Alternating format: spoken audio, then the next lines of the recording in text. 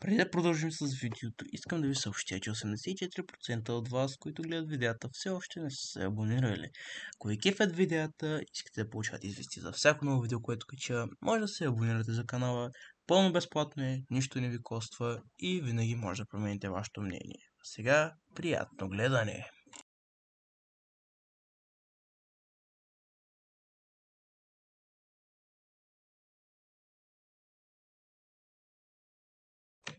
И здравейте хора, аз съм Кленчо и в днешното видео ще ви покажа другият метод, който може да си направите флашка, булт вашата флашка по-точно с Windows, като този път ще използваме Windows 11, да няма да е Windows 10, ще бъде Windows 11, тъй като от страна на Microsoft Windows 11 вече е бъдещето, така казано, на Windows 10, но това е съвсем отделно нещо.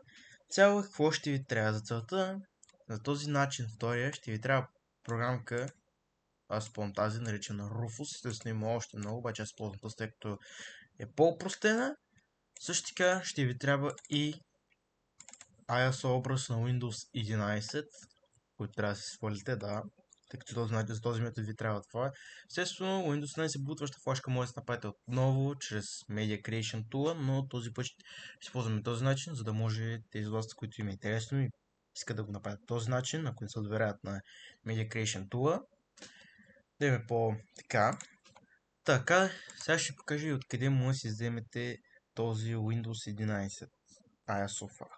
Влизате в вашия браузър, работил Chrome, Firefox и така нататък.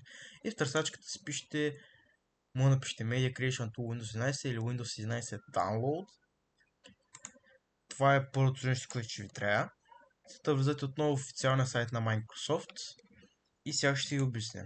Windows 11 Installation Assistant е асистент, който да ви каже как да си изтеглите Windows 11. Create Windows 11 Installation Media, това е Media Creation Tool, за който ви говорих. Нас, ако ще ползвате втори начин, ви интересува ето това. Download Windows 11 Disk Image ISO for x64 devices.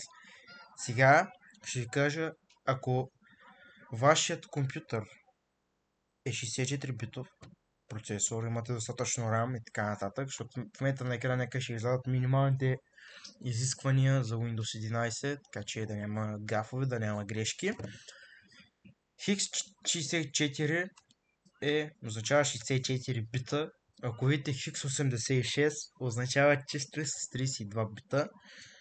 Как мога да видите колко бита ви е Windows, колко битови е процесор и колко RAM имате, идвате на вашето старт меню, отивате в настройките, отивате на система или System, отивате на относно или About на английски и ето тук ще ви излезе всичко важно.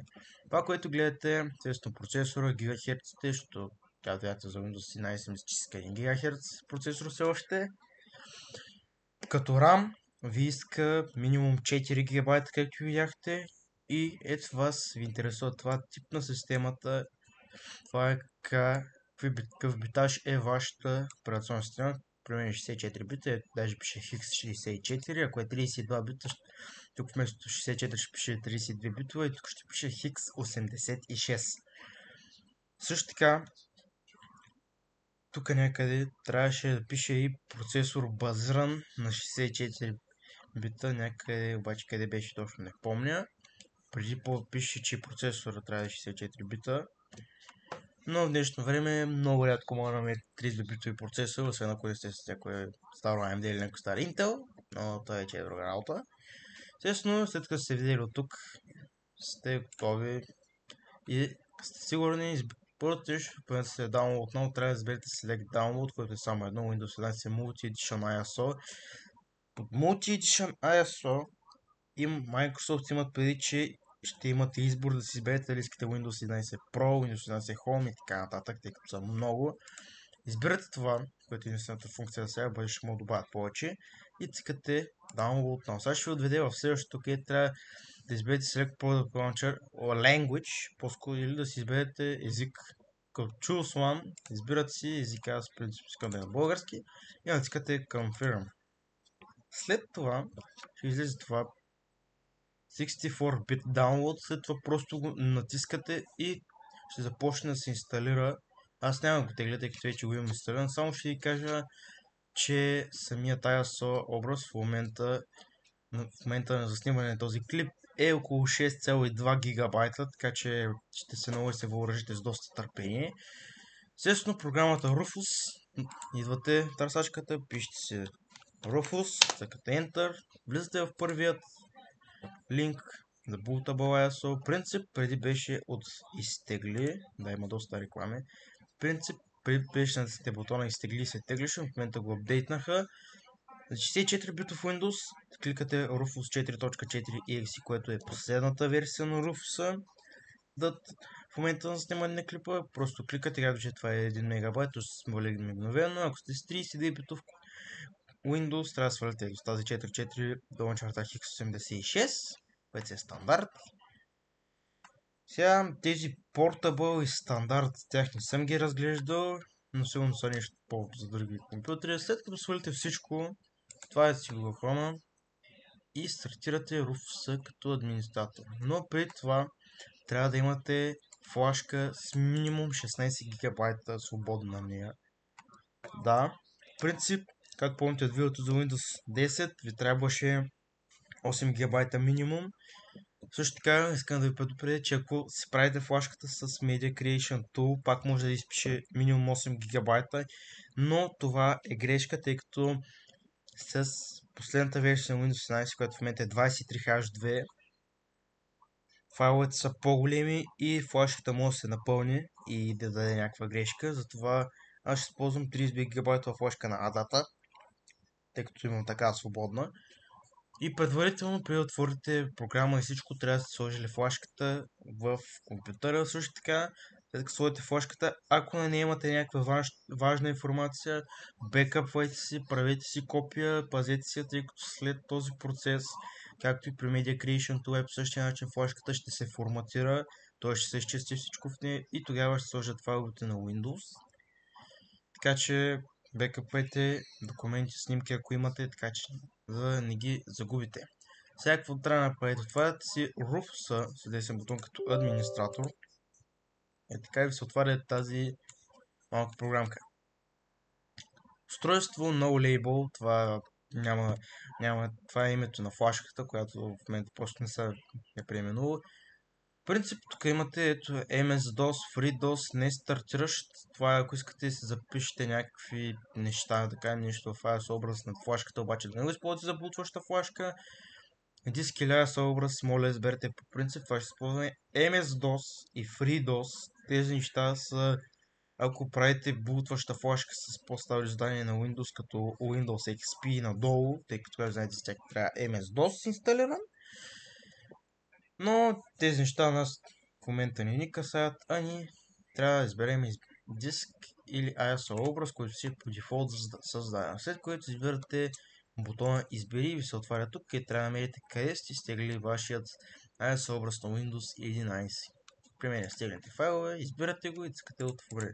След това тук се показва името на самото ISO, както се е изтеглил, може да го кръстам Windows 11 и вие се знаете.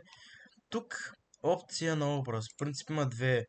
Стандартна Windows инсталация, което си е да направи флашката бутваща, да се стегли това. Това Windows to go. Значи, какво е тази опция? Не е да направи флашката да бутвате през нея, т.е. прави да бутвате през нея, обаче не е да инсталирате. Това, което прави тази опция е, че самата програма Rufus компресира файловете на Windows така, че да могат да се използват, обаче да се качат на флашката. И за да използвате Windows, ще трябва флашката е постоянно в компютъра, т.е. флашката ще бъде нещо като преносимо SSD или hard диск, на който ще инсталирам Windows, там всичките драйвери. И ако тази флашка по този начин, ако направите, не е в компютъра, просто компютъра ви ще показва, че няма инсталирана операционна система. Така че много добре внимавайте тук какво изберете. Принцип по дефолт е стандартна Windows инсталация, така че не го пъте. Дялова система и целева система по принцип по дефолт е сложени на GPT, тъй като Windows 10, Windows 11 и нагоре работят на GPT формат на дисковете. И тук целева система е UEFI, тъй като Windows 11, както знаете, има нужда от UEFI Secure Boot и TPM 2.0. Обаче, какво ще се случи ако искаме да инсталираме Windows 11 на по-стар компютър. Ами тази програма, точно за това използвам нея, ако искате да инсталирате Windows 11 на по-стар компютър, който няма TPM 2.0 Secure Boot, това, което трябва да направите след като изберете вашето ISO, тук вместо GPT трябва да сложите на MBR. На MBR формат работят дисковете на по-старите операционни системи като Windows 8.1, 8, 7 и надолу. След което, като го сложите на MBR, в принцип в момента, както на GPT, тук виждате, че няма друга опция. След като го сложите на MBR, тази опция тук автоматично ще се промени и ще ви изпише, мисля, че беше No TPM, No Secure Boot, нещо подобно. Но аз в момента това няма да го правя, тъй като тази флашка е просто с цел. Естествено, ако искате да пробваме да инсталираме Windows 11 на стария ми лаптоп, който въобще не го поддържа наистина, може да оставите един лайк, напишите един коментар. И тук покажи разширените свойства. Това са избравяне на USB дискове. Това ако имате няколко USB, т.е. няколко флашки. Добави поправки за стария BIOS. Това в принцип е ако използвате това. Тъй като с този Rufus може да качвате и BIOS апдейти на BIOS на флашка и да ги стартирате после да таковате, но това в нас в момента не интересува, тъй като ние правим флашки с Windows, а не за BIOS. Нов етикет на тома, това е името, което флашката ще се зададе. След това файловата система задължително си е NTFS, не е PPT. Размер на клъстера, това много не знам какво трябва, затова в принцип аз си го държа под разбиране. Ако някой от вас знае какво е, може да напише долу в коментарите, да се науча и аз. След като всичко това е готово, можете просто натискате бутона старт. Естествено, аз тук отдолу има опции, които са добавени доста отдавна.